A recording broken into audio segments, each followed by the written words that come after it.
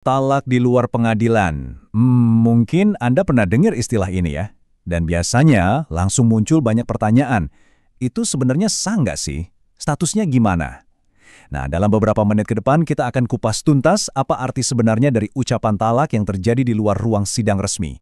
Nah, ini dia pertanyaan intinya. Pertanyaan yang sering banget bikin cemas.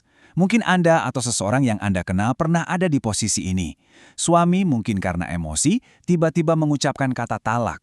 Dan seketika itu juga, masa depan pernikahan rasanya jadi abu-abu. Jadi apakah itu berarti sudah hasmi cerai? Yuk kita cari jawabannya bareng-bareng. Oke, kunci untuk memahami persoalan ini adalah dengan melihatnya dari dua kacamata yang berbeda. Dan sayangnya seringkali nggak sejalan. Ada kacamata hukum agama dan ada kacamata hukum negara. Nah, disinilah letak akar permasalahannya. Disinilah kita bisa lihat dualisme yang sering bikin bingung. Dari perspektif agama, menurut Fatwa Majelis Ulama Indonesia, ucapan talak yang diucapkan di luar pengadilan itu dianggap sah. Tapi, hukum negara kita, lewat Undang-Undang Perkawinan dan juga Kompilasi Hukum Islam atau KHI, justru bilang kebalikannya. Perceraian itu hanya sah kalau dilakukan di depan sidang pengadilan. Nggak ada cara lain. Sebentar, biar kita semua sepaham, saat kita ngomongin hukum positif, maksudnya apa sih? Gampangnya gini, itu adalah kerangka hukum formal yang berlaku dan mengikat semua warga negara di Indonesia. Ini adalah aturan main resmi dari negara yang kedudukannya ada di atas pendapat atau bahkan fatwa. Nah, ini buktinya, langsung dari sumber hukumnya. Pasal 115 Kompilasi Hukum Islam itu jelas banget. Coba perhatikan kata-katanya. Hanya dapat dilakukan. Ini artinya nggak ada ruang untuk interpretasi lain, nggak ada jalan tikus. Negara sengaja menetapkan cuma satu jalur resmi. Tujuannya ya demi kepastian hukum buat kita semua. Jadi, poin utamanya adalah ini. Meskipun secara agama mungkin dianggap sudah jatuh talaknya, di mata hukum negara, status pernikahan Anda itu sama sekali belum berubah. Anda masih dianggap sebagai suami istri yang sah. Mungkin Anda bertanya-tanya, terus apa masalahnya kalau secara agama sudah sah? Pertanyaan yang wajar banget. Nah, sekarang kita akan bahas kenapa celah ini bisa menimbulkan resiko hukum yang sangat-sangat serius. Coba kita bayangin sebuah kasus ya, seorang suami ngucapin talak ke istrinya. Mereka berdua nganggep sudah cerai lalu hidup masing-masing. Beberapa tahun kemudian, si suami meninggal dunia. Pertanyaannya, siapa ahli warisnya yang sah secara hukum? Tentu saja, istri yang statusnya masih sah di mata negara itu bukan mungkin pasangan barunya. Nah, ini baru salah satu contoh kekacauan hukum yang bisa terjadi. Dan inilah dampak buruk yang paling nyata, terutama bagi pihak istri dan anak.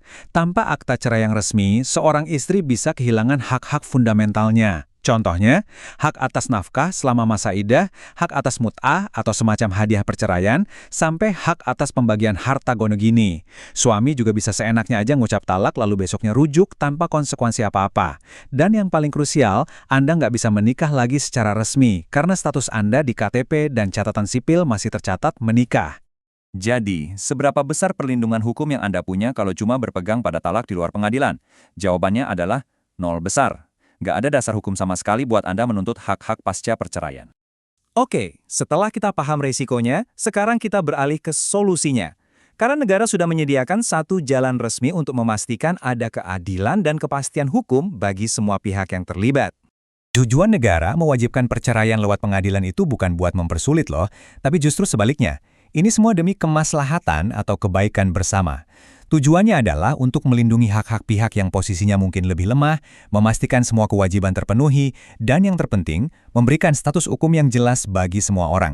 Dan aturan ini bukan aturan main-main, landasan hukumnya kokoh banget. Kita bisa lihat di sini, mulai dari Undang-Undang Perkawinan sampai berbagai pasal di Kompilasi Hukum Islam, pesannya itu konsisten, perceraian harus lewat pengadilan. Bahkan, KHI sampai mendefinisikan ulang bahwa talak yang sah itu adalah ikrar yang diucapkan di hadapan hakim. Jadi, gimana sih prosesnya? Mungkin kedengarannya rumit atau menakutkan, tapi sebenarnya alurnya tuh sangat jelas dan terstruktur. Mari kita lihat langkah-langkahnya. Prosesnya dimulai saat suami mengajukan permohonan. Lalu yang kedua, pengadilan akan mengupayakan mediasi, karena perdamaian itu selalu jadi prioritas utama. Kalau mediasi gagal, barulah sidang dilanjutkan. Puncaknya adalah saat suami mengucapkan ikrar talak di depan para hakim. Dan setelah itu barulah dokumen final yang paling penting akan diterbitkan. Dan inilah dia, dokumen saktinya. Akta cerai. Ini adalah satu-satunya lembar kertas yang membuktikan bahwa Anda telah resmi bercerai di mata hukum Indonesia. Dokumen inilah yang jadi kunci untuk mengurus segala hal di masa depan, mulai dari status kependudukan sampai kalau mau menikah lagi. Jadi, pada akhirnya, pilihannya kembali ke kita. Apakah kita mau memilih kemudahan sesaat dengan mengucapkan talak begitu saja, tapi harus hidup dalam ketidakpastian hukum? Atau kita mau menempuh jalan yang benar, yang mungkin butuh sedikit usaha, tapi hasilnya adalah perlindungan hukum yang jelas dan berlaku seumur hidup? Coba direnungkan.